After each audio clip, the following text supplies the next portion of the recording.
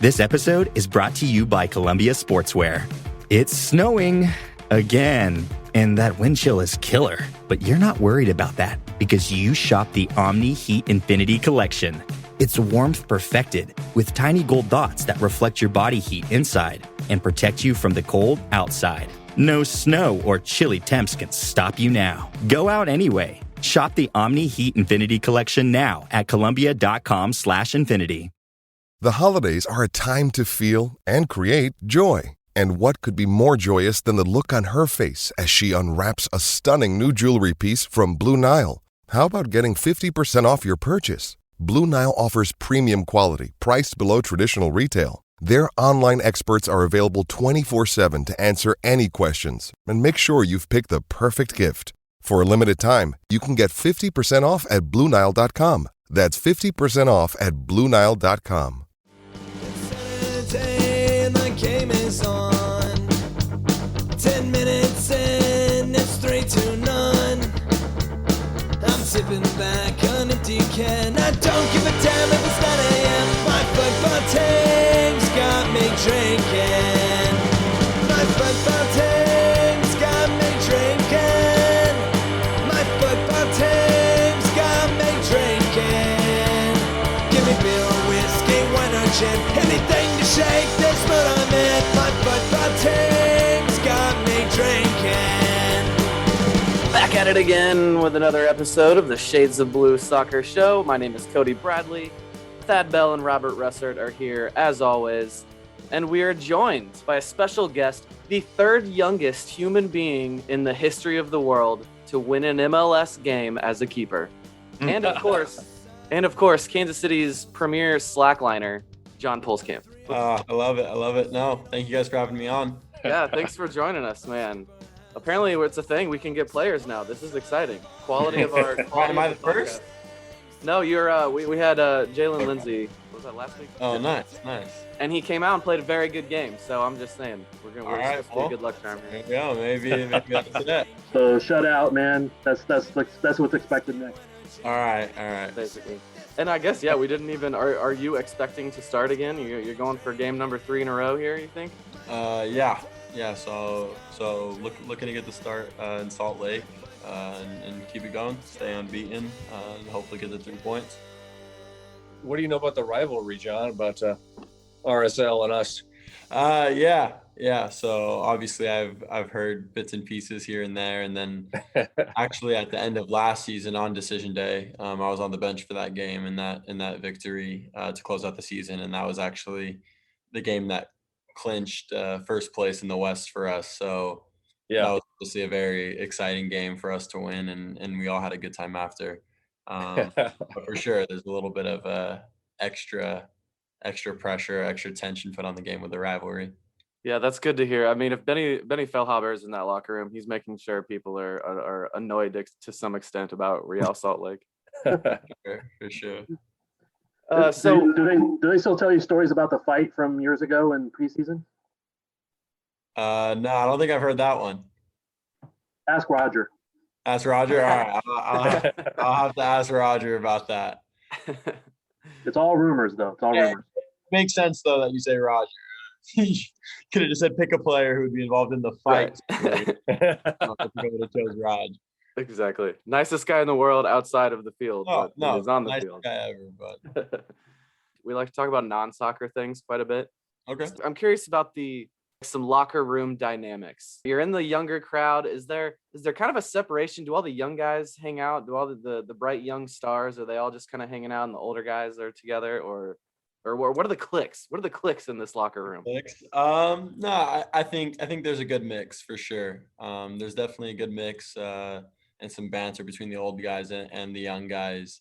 But there definitely is I guess real young crowd, and then there's the older crowd. I mean, obviously like with our team, that's where the majority of the numbers are. It's either guys in their late teens, early 20s, and then guys in their late 20s, early 30s. So we don't have a whole lot of the in between. The young guys all get on really well. Me personally, I mean, I get on with a lot of the guys, but I'd say my best friends, my little clique is with Wilson, Harris, Nice. Freeman, and Brooks Thompson, one of the other goalkeepers. So I mean, that is the young crowd then. Nice. yeah. So I mean, that's like my tight group. But I mean, I get on with Booth and Jay and Felipe really well. I mean, all of the guys, like we all crack on really well. So I mean, especially, I mean, I think that all started in my first year or two here, playing with them on Swope, or now SKC2. That's right. So I mean, coming to KC, those were the guys I had my first interactions with, and I got really close with them. But I mean, Johnny's obviously a big personality. He's getting on with all the young guys as well, joking and stuff. So I mean, there's really no bad personalities on the team. You're using English turns of phrase there. Crack on and get on. I know you did a trial with Bournemouth, but have you like spent more time in Europe? You're speaking like a European here. No, I don't know. I mean, I like, that's funny you say that because people have told me that before. Really? But I don't know. I guess it's just my dialogue. I wish I could talk in an English accent. People would just let me do it and not say anything about it. Make no comments. All right, John. So on the soccer field or at training, when tensions are high, maybe you made a mistake or don't feel great about how you're doing, who's the guy who comes up to you and keeps things light or says something to loosen you up? Who's that guy? To say something positive, probably Timmy. Timmy's really positive. He's real even keeled. Fonty's like so nice. No matter what I do, Fonty's very, very nice, very, very positive. Yeah. But he looks like a nice guy. He's got kind eyes. Fonty's a nice guy. But yeah, Fonty, Tim. I mean, all the goalkeepers are really supportive of each other. Kind of that GKU goes into good and bad. We like to lift each other up when there's good moments, and then support each other when there's those bad moments as well. But for the most part, all the guys are nice. But I'd say Tim and Fonty are the two in particular that are. So has Tim kept in pretty close contact with you? Has he been making sure to give you pointers and anything like that from the games? Yeah, I'm still interacting with Tim on a daily basis. He's progressing great with his injury. But yeah, I mean, we keep it pretty casual. It's not always serious. It's not always, analyzing everything. Except at the end of the day, we are teammates and we're friends. So it's been more regular conversation, just catching up. But yeah, definitely still keeping that interaction with Tim. Have you had a moment yet, John, when an opponent's come up to you and said something like, "Hey, nice save, man," or anything like that, just blew you away? I mean, that's happened plenty of times in my or career. The opposite. That as well.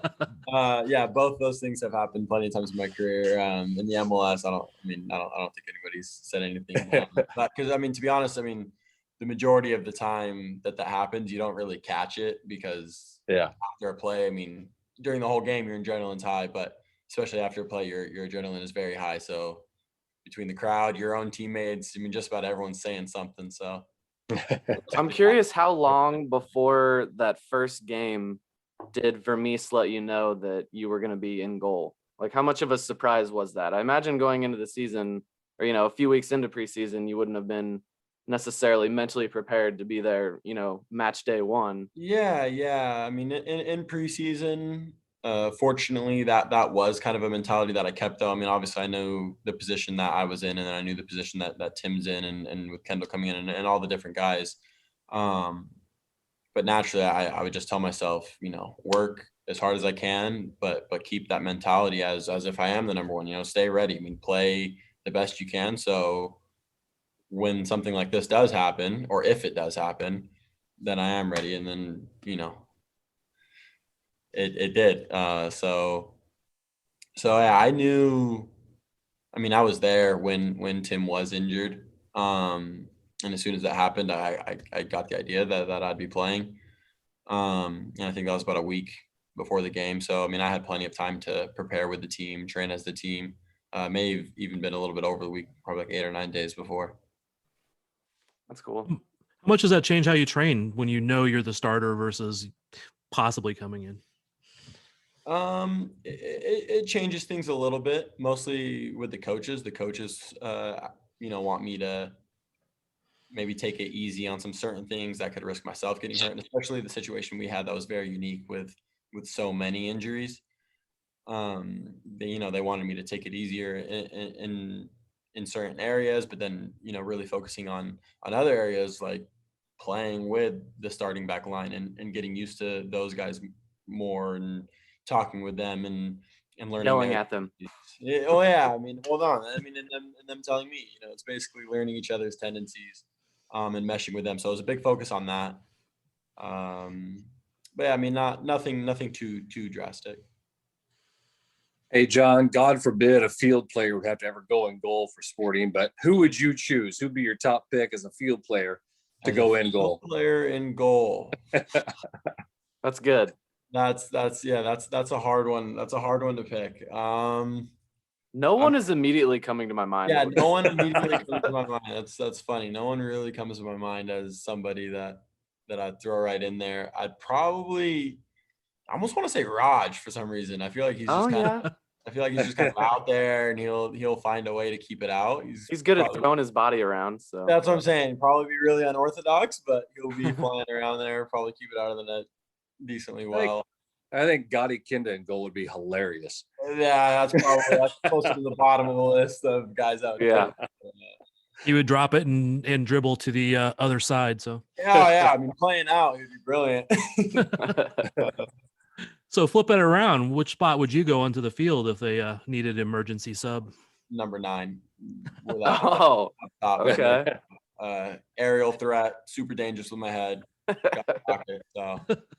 All right, that's good to know. If we're ever in a do or die situation, that you can come up and get that header we need. 90th minute corners, I'm up there, all over it.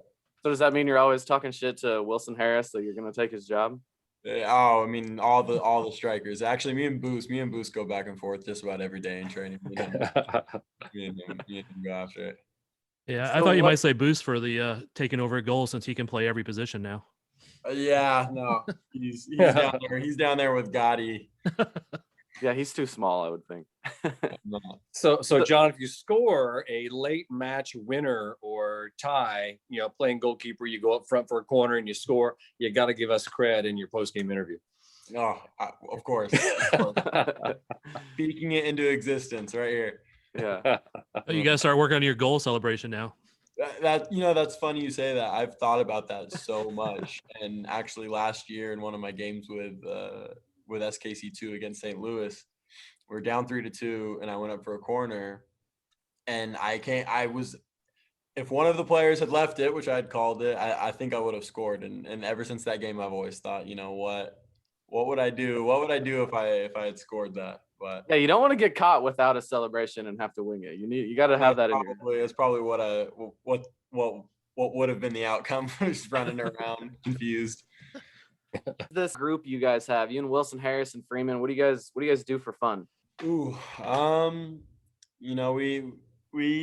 just kind of hang out a lot. I mean, during the week, obviously just resting with training and stuff, but we typically get together at one of our places, grab dinner, usually some sort of like takeout. I mean, we love Chipotle. So yes, my man.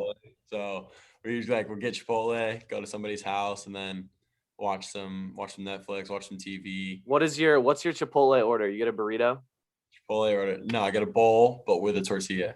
Okay. You get way more that way. So yeah, usually brown rice, black beans. Good, same. So Fritas. I'm not a meat guy. I'm going plant-based. Good. I like the corn, the pico, and just some lettuce, and that's it. And then a bag. Yeah, of your Chipotle order is way healthier than mine. I like my Kansas City athletes to go alternative protein. That's good. I like that. Yeah, there you go. But John, I've always wondered, is it a problem that there's a Freddy's right by training? I mean, it's right there. Is that a problem? No, I mean, I've never been. I'm not a big meat guy, so right. Yeah, so I've never been, but and I've never seen any of the guys go. So I mean, it's not a problem yet, but I don't know. It might be for Kitman though. Yeah, I'll talk to Mike. Mike and Sammy are probably there every day after training. So Thad I always tell Thad he's just a very interesting guy. He does all these weird things. He was into fencing. I don't know. So he was very into he was very into your slacklining. Or were you going to be in the circus one day if the goalkeeping thing didn't work out? Yeah, just all the crazy stuff. But no, I come from a very outdoorsy family. So I grew up around rock climbing, mountain climbing, skiing, those types of things. And since a young age, I've always loved rock climbing and climbing in general.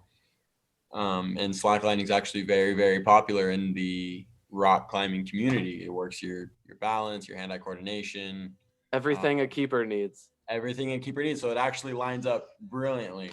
So that's how I first got into it, was because of the whole like rock climbing scene and all of that. And then exactly like you said, I mean, it transitions great and becomes this great cross training that I've utilized, and I think it's helped me a lot. Is there a good rock climbing, mountain climbing place in Kansas City? I just ROKC. Yeah, there's some indoor gyms, but I gotta be careful. Obviously, during season, I can't. Yeah, it's in his contract. He can't be climbing mountains anymore. especially right now. Especially right Yeah, now. especially right now. But in my pre-KC days, I'd be climbing all over. Man, thank you very much for joining. Hope to have you back here again, and good luck this weekend. Yeah, no, Thanks, you. John. Appreciate that. Right on. Thanks, man. Don't seem so tough, and 3 own goals ain't all that rough. Our skipper has just been sent off. Supporters strong have all gone soft. My football team's got me drinking. My football team's got me drinking. My football team's got me drinking. Give me beer or whiskey, wine or gin, anything to shake this mood I'm in. My football team's got me drinking. My football team's got me drinking. My football team's got me drinking.